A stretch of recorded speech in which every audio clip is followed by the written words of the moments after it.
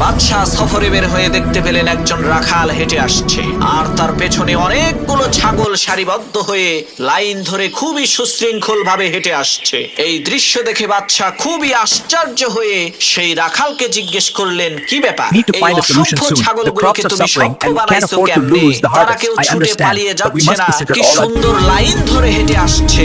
তখন সেই রাখাল বলল, মহামান্বিত বাদশাহ, আমার এই ছাগলগুলোর মধ্য থেকে যে লাইন থেকে বের হয়ে যায় তাকে এমন পিটুনি দে, ভবিষ্যতে সে আর কখনোই লাইন থেকে বের তো হয়ই না, বরং ওই একটা ছাগলকে পিটুনি খেতে দেখে বাকি সবগুলো ছাগল ঠিক হয়ে যায়।